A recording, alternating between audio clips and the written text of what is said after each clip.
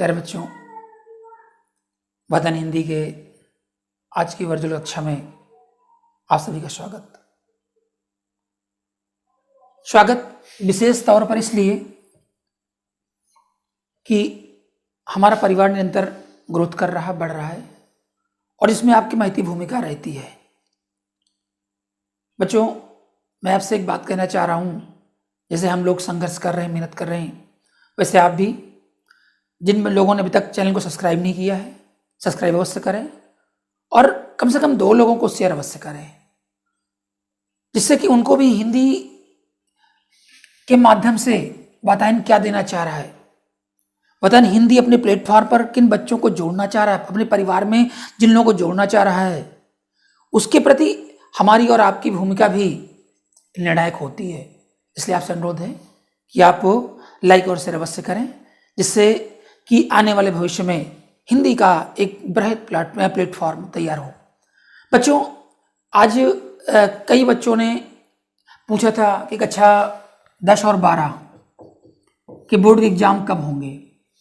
लगातार इस बात को मैं बता रहा हूँ टीवी चैनल के माध्यम से, पेपर्स के माध्यम से और बड़ी जिम्मेदारी के साथ कि अभी भी सोशल मीडिया पर ये खबरें आ रही कि 31 तारीख को मीटिंग की जाएगी। इसके पहले भी हुआ था कि 1 जून को मीटिंग होगी और तब कंफर्म होगा। इसके पहले आप किसी प्रकार के बहकावे में ना आए, किसी प्रकार के भ्रम में ना रहें। बोर्ड की परीक्षाएं, आप ये क्यों नहीं मान के चलते हैं कि बोर्ड की परीक्षाएं हमारी होंगी और उसकी हम तैयारी करते रहें। जो अच्छे बच्चे होते हैं वो निरंतर अपनी तैयारी किया करते हैं, वो डेट आने पर तैयारी करेंगे ऐसा नहीं होता है। आप अपनी तैयारी करते रहिए, जहां तक हो सकता है आपके साथ हम प्रयासशील हैं, प्रयासरत हैं और निरंतर आपके साथ जुड़े हुए हैं। बच्चों, हमने पिछले वीडियो में कहा था कि निबंध जो कि 9 नंबर का होता है, 2 + 7 = 9, और इन 9 नंबर में क्या करना है। हमने 2 निबंध दिए हैं, इन दोनों को आप लिखिएगा, लिख करके एक बार चेक करिएगा और देखिएगा कि आपने निबंध कैसा लिखा है। क्योंकि सबसे बढ़िया बात ये होती है बच्चों कि हम ये इम्तहान में जो हमारा एग्जाम होता है कक्षा 10 और 12 का, पहली बार निबंध वहीं लिखते हैं और जब निबंध वहां लिखते हैं तो बहुत अच्छा नहीं लिख सकते हैं। इस बात को हम गंभीरता से समझ रहे हैं।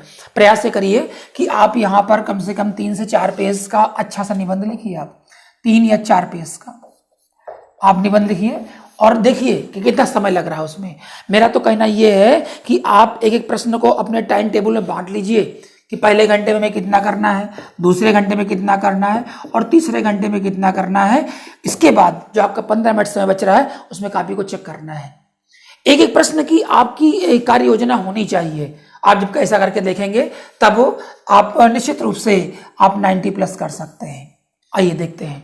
अभी ये कंफर्म नहीं है कि बहुविकल्पी पेपर होगा कि आपके डिस्क्रिप्टिव क्वेश्चन होंगे। हाँ, जो पढ़ाया गया है उसी प्रकार से आप तैयारी करिए। एक दिया है, बड़ा इंपॉर्टेंट है, विज्ञान और मानव जीवन। बच्चों, विज्ञान और मानव जीवन का एक तादात्म्य है, एक संबंध है। बड़ी गंभीरता से देखा जाए तो विज्ञान के बिना मनुष्य का जीवन अधूरा सा लगता है और इस अधूरेपन को भरने के लिए आज निबंधों की आवश्यकता हुई है कि बच्चा समझे कि निबंध का हमारे जीवन में क्या उपयोग होता है। सबसे पहले आप यहाँ पर रूपरेखा लिख सकते हैं। रूपरेखा, चूंकि यहाँ पर 2 + 7 है तो यहाँ पर रूपरेखा या संकेत बिंदु लिख सकते हैं। अगर आप चाहें तो इस हेडिंग में आप संकेत बिंदु कर सकते हैं। प्रस्तावना, प्रस्तावना का मतलब होता है इंट्रोडक्शन। क्या इंट्रोडक्शन है, विज्ञान हमारे लिए क्या है, विज्ञान का महत्व क्या है, विज्ञान को हम कैसे समझ रहे हैं, विज्ञान हमारे जीवन की क्या उपयोगिता है, इस बात को समझना पड़ेगा। दूसरा, विज्ञान वरदान के रूप में। अब विज्ञान, आज हम देख रहे हैं कि विज्ञान के बिना हमारा जीवन अधूरा सा है, तो इस प्रकार से विज्ञान को हम कैसे वरदान के रूप में ले रहे हैं, इसे कई क्षेत्र ले सकते हैं। देखें, परिवहन के क्षेत्र में हम पैदल चलते थे, आज हम बाइक से चल रहे हैं, आप एरोप्लेन से चल रहे हैं। तो ये जो हमारा परिवहन क्षेत्र था, चाहे वो आज जल हो, थल हो, नभ हो, कहीं पर भी हम देख रहे हैं, तो उसमें हमने विज्ञान के माध्यम से ही ये उन्नति विकसित की और इस लक्ष्य को प्राप्त किया। आज जो हमारी प्रौद्योगिकी विकसित हुई है उसमें विज्ञान की महती भूमिका है। इसको आप डिटेल में कर सकते हैं, पढ़िएगा। चिकित्सा के क्षेत्र में आज आप देख रहे हैं कि हमारा कोविड-19 चल रहा है। कोविड-19 को कंट्रोल करने के लिए विज्ञान निरंतर प्रयास कर रहा है। और इस प्रयास में विज्ञान सफल भी है। विभिन्न प्रकार की बीमारियां हैं उनको हम चिकित्सा के क्षेत्र में देख रहे हैं। उद्योग के क्षेत्र में जो हमारा उद्योग धंधे हैं, इस पर हमारी भारतीय व्यवस्था आधारभूत रूप से स्थापित रहती है, उस पर आधारित है। तो उन उद्योगों को कैसे विज्ञान के माध्यम से आगे बढ़ाया जाए। दैनिक जीवन में आज आप पंखा चला रहे हैं, टीवी देख रहे हैं, तो हम इसमें बहुत सारी एडिटिंग कर सकते हैं। मनोरंजन के क्षेत्र में आप टीवी देख रहे हैं, मोबाइल देख रहे हैं, कहाँ से देख रहे हैं? विज्ञान के माध्यम से। आज आप देखें तो आप लिख सकते हो कृषि क्षेत्र में, कृषि के क्षेत्र में हमने गुणात्मक सुधार किया है, उत्तरोत्तर प्रगति की है। तो प्रगति कहाँ से की है? विज्ञान के कारण से। अगर विज्ञान नहीं होता तो आज हमारा कृषि उत्पादन इतना सबल नहीं होता। बच्चों, इस प्रकार से तमाम सारे क्षेत्र हैं जिनमें हम कोटेशन डाल करके और विज्ञान की उपयोगिता को सार्थक कर सकते हैं। विज्ञान अभिशाप के रूप में अगर हम देखें तो नाना प्रकार के जो परमाणु बम बनाए जा रहे हैं, जो देशों को तहस नहस करने के लिए हमारी सरकारें या विभिन्न प्रकार के जो क्रियाकलाप किए जा रहे हैं, निश्चित रूप से वो निंदनीय है। और उनको इस बात को समझना चाहिए कि हमारे लिए, आपने देखा होगा कि नागासाकी और हिरोशिमा ये विज्ञान के अभिशाप के रूप में दृष्टिगत होते हैं। उपसंहार है, उपसंहार का मतलब होता है कंक्लूजन।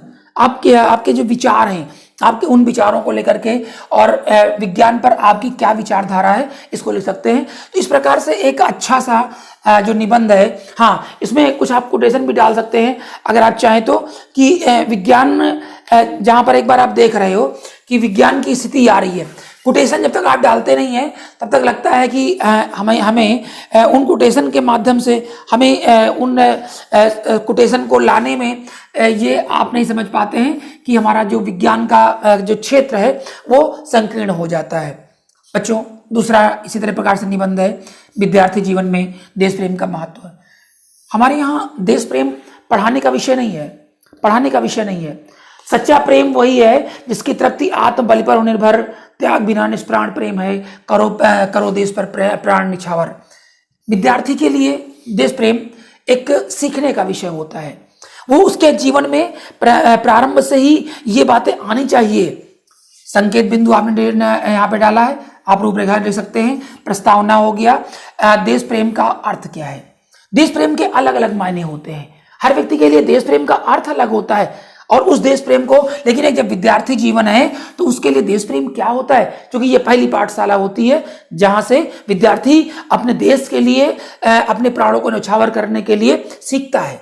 वो राष्ट्र की सीमा पर जाता है एक सजग प्रहरी की तरह, और वह विद्यार्थी जीवन में ही, क्योंकि विद्यार्थी जीवन में ही बच्चे के अंदर वो तमाम अंकुरण पल्लवित होते हैं और वही वो जीवन में लेकर आगे जाता है। देश प्रेम एक पवित्र भावना होती है।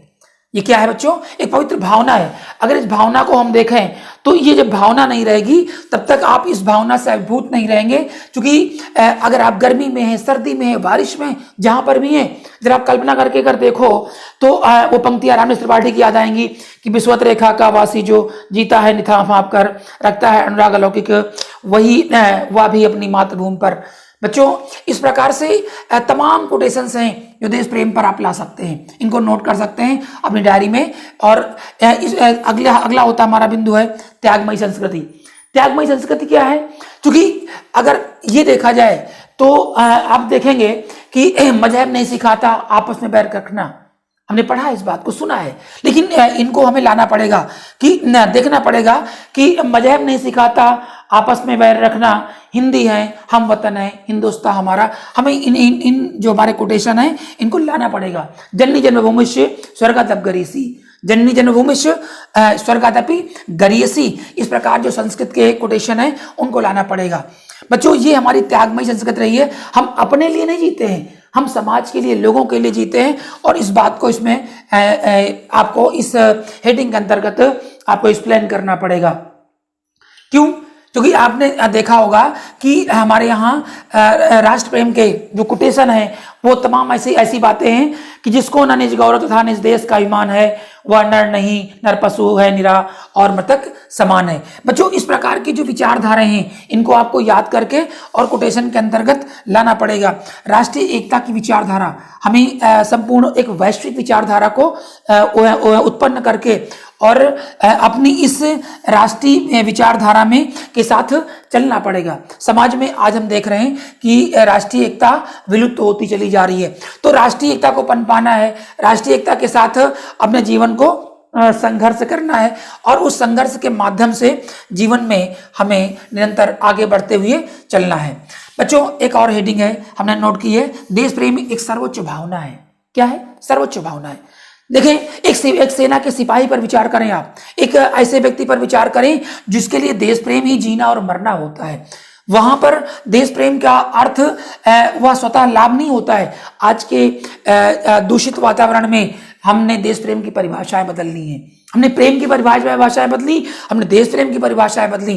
तो बच्चों, यहाँ पर एक सर्वोच्च भावना होती है जो स्वयं से उठ करके आगे बढ़ती है और वह क्योंकि आप जानते हैं हमारे यहाँ कहा गया है कि आप इस स्वर्णमयी लंका में न लक्ष्मण रोस्ते जन्नी जन्मभूमिश्च स्वर्गादपि गरीयसी, ये हमारे यहाँ लिखा गया है और इसको आप नोट करिएगा। आप स्वर्णमयी लंका लक्ष्मण न रोस्ते, यद्यपि लंका सोने की थी, लेकिन वहां पर कहा गया भगवान राम और लक्ष्मण के द्वारा, भगवान राम ने कहा कि लक्ष्मण ना रोस्ते, मुझे ये लंका अच्छी नहीं लगती। क्यों? क्योंकि जन्म जन्मभूमिश्च स्वर्गादपि गरीयसी, जननी और जन्मभूमिश्च ये स्वर्ग से भी बढ़कर होते हैं।